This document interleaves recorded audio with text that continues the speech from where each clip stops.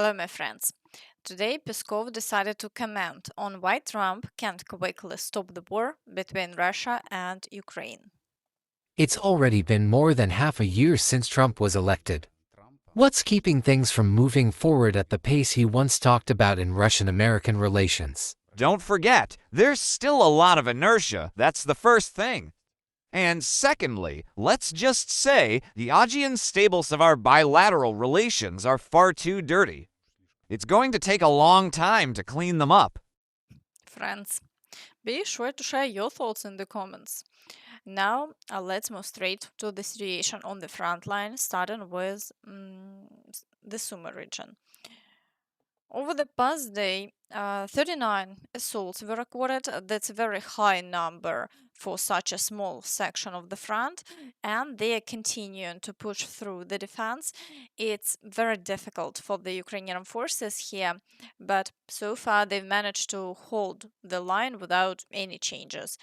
Even though the Russians are claiming small successes in creating a gray zone, in reality, we are seeing that the situation hasn't changed for several days now, and the Ukrainian forces continue to successfully repel all attacks. Still, the threat of the Russians advancing remains very high, and it's reported that 60 settlements have now been completely evacuated. According to the regional military administration, 60% of residents have already left the dangerous areas. Sumy regional governor Oleg Grigorov says a total of 213 settlements are subject to evacuation. People are being forced to leave for safer areas due to constant Russian shelling of civilian infrastructure. And soldiers on the ground are describing the situation like this.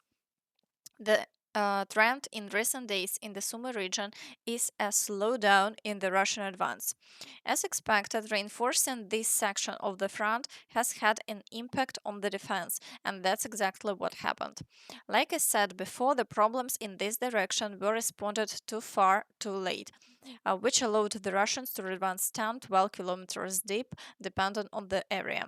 Now the Russians are forced to pull reserves from other directions to restore their previous pace of advancement.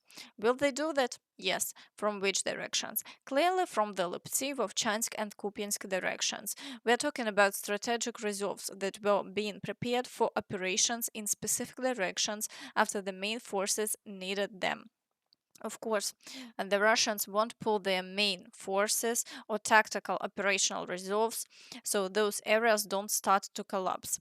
So when it comes to Sumy, not only it's too early to relax, it's even too early to think about relaxing.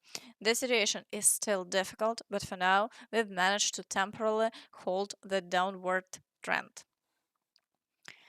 In the Kharkiv direction, the Russians are continuing their attacks near Liptsi, but have had no success elsewhere. The situation is currently stable.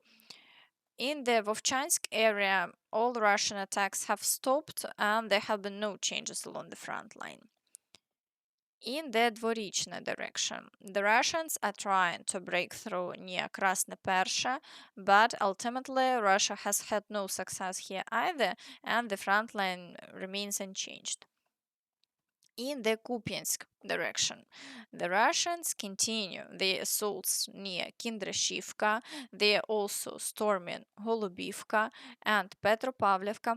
Activity in this area is rising again, and the Russians are trying to advance. However, they've had no success so far, and the front line hasn't changed over the past day. In the Borova direction, Russian forces have unexpectedly made gains. This area had seen minimal activity for a long time, but suddenly the Russians managed to advance by 7 kilometers and 100 meters. As we can see, Russian breakthroughs are no longer measured in hundreds of meters, but in kilometers. It's important to note again that the front line here had held steady for quite some time, but now all defensive positions are being broken through and Ukrainian forces are being forced to retreat. In the Lyman direction, Russian advances are even more significant. They've fully captured the village of Kharkivka and made serious push beyond it. They now come very close to the village of Serednya and are storming Zelena Dolina. They're also attempting to break through across the fields toward the villages of Novoselivka and Drobisheve. Additionally, the assaults on Yampolivka, Novy Mir, and Olgivka continue non-stop, so overall activity in this direction remains extremely high, and the Russians are trying to rapidly expand the territory under their control. And today, even in the Siversk direction, Russian forces have started making gains. Although this isn't one of the main attack directions and the activity here hasn't been particularly intense, they managed to capture Grigorivka all the way to Bilogorivka and are now pushing further. Attacks near Verkhnyo-Kamensk and in the Serebryanka forest also haven't stopped. As we can see, the situation here is gradually worsening as well.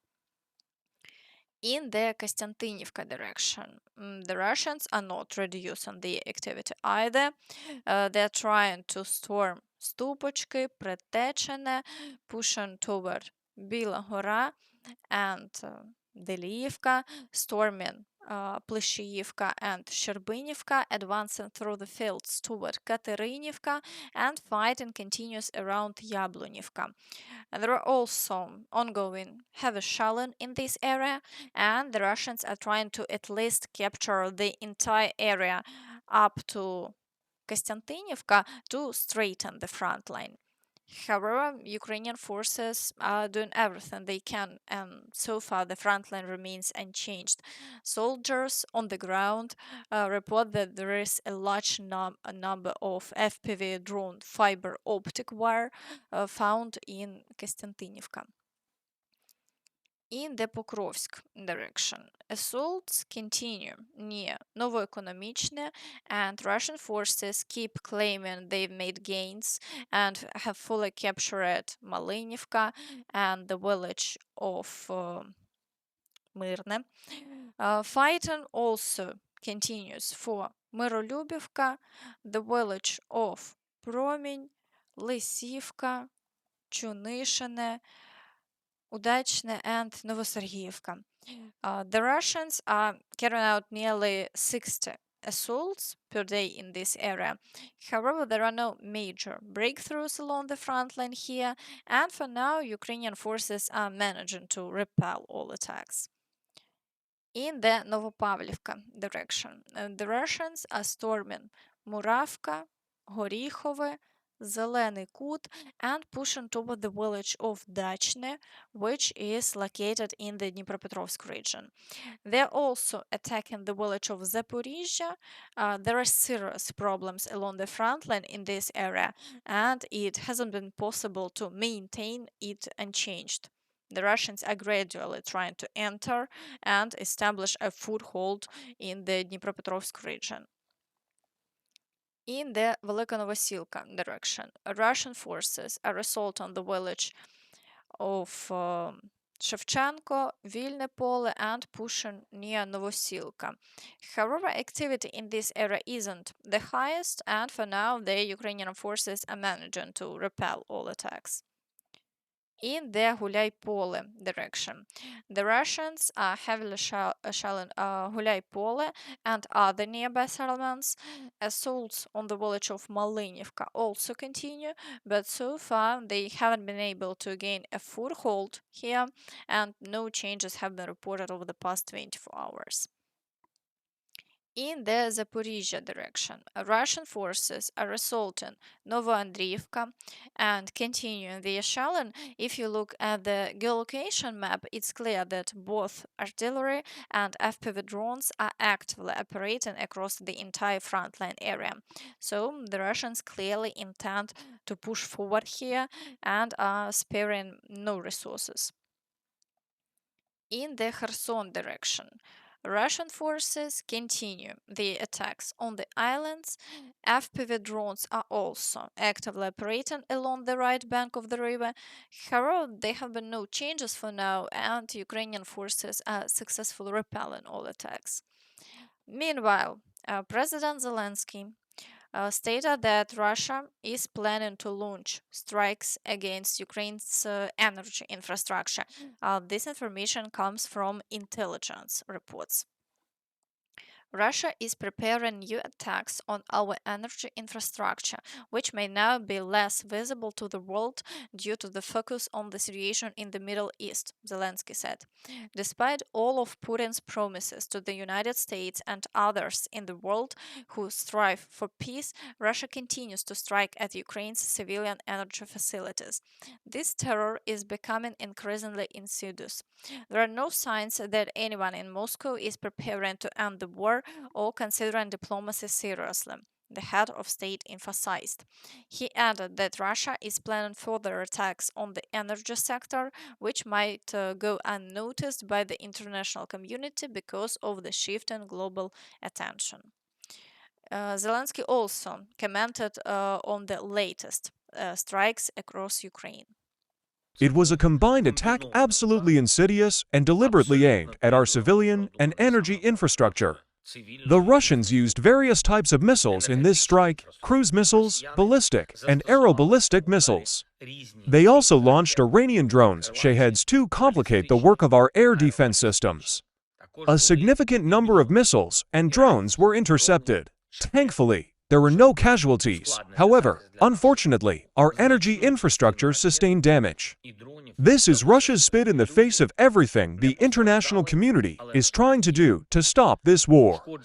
And it all happened right after Putin's call with Trump, after the Americans asked us not to strike Russian energy facilities, and while Putin tries to portray himself as a mediator for the Middle East and attempts to assist his allies in Tehran. It's all so cynical. Russian attacks come every night. Every day we lose lives across Kherson, Kharkiv, Donetsk, and Sumy regions due to Russian shelling. And this war, which could have ended long ago if the world had responded to Russia with principle and had not fallen for its manipulations and lies. Meanwhile, it's reported that Washington is effectively halting arms supplies to Ukraine. Washington is effectively stopping military aid to Ukraine. During this week's U.S. Congress hearings on the defense budget, Secretary of Defense Pete Hegseth stated that the Trump team holds a fundamentally different view of the war in Ukraine compared to the previous administration. In his opinion, resolving the conflict through negotiations serves the interests of both sides as well as those of the United States. Okay. Additionally, reports today indicate that Russia is not only increasing the production of drones, but also flying them at altitudes up to 5 kilometers, making them unreachable by Ukrainian machine guns. Russia has started launching Shahed drones higher than Ukrainian machine guns can reach. Ukraine needs interceptor drones. Russian Shaheds now attack Ukraine from altitudes up to 5 kilometers beyond the reach of small arms fire, and Kyiv's missile defense resources are limited, Ukrainian military personnel told the channel. We can see all of them. Radars can track them, but shooting them down with machine guns has become impossible, explained the commander of one of the air defense units. According to them, by autumn, Russia could launch up to 500 drones over cities every 2 to 3 days. Because of their flight altitude, most of these drones will be very difficult to shoot down. Meanwhile, the war between Israel and Iran continues. Israel Prime Minister Netanyahu made a statement. We are here because we are fighting an existential war. Today, this is clear to every citizen of Israel. Imagine if Iran had nuclear weapons and could use them against our cities. Imagine if Iran had not one, but 20,000 such missiles. This is an existential threat to Israel. That is why we started a defensive war against the double threat of annihilation and are acting with full determination. It's also reported that Israel carried out a strike on an Iranian tanker aircraft at an airport in eastern Iran from a distance of 203,000 kilometers. This was the farthest strike since the beginning of the operation. Later, it was reported that the IDF announced the completion of a large scale wave of strikes on Iranian weapons production facilities. The Israel army has officially completed its mission of strikes on Iran's defense industry facilities. The IDF concluded a large series of strikes on Iranian military weapons production sites, said the army press service. New reports say Israel is conducting fresh attacks and an earthquake was recorded in Iran. An earthquake of magnitude 2 and 2.5 was detected near the city of Qom. Official data hasn't yet been released. The Israel Air Force has launched a new wave of airstrikes. Currently, the IDF is striking ground to ground missile facilities in central Iran. Previously, on June 14, the IDF struck the Fordo nuclear facility, damaging Iran's uranium enrichment plant. Fordo is Iran's second largest uranium enrichment site, mostly located underground beneath a mountain. Meanwhile, Iran has issued a warning to Israelis and Palestinians, urging them to evacuate areas and stay away from military and nuclear sites. A representative of the Iranian military declared the territory of Israel will soon become uninhabitable for humans. Overall, the conflict continues to escalate. And that's all from me. So please don't forget to like this video, subscribe to the channel, and hit the notification bell to stay updated on all this latest news. Thank you for watching, and see you next time. Bye bye.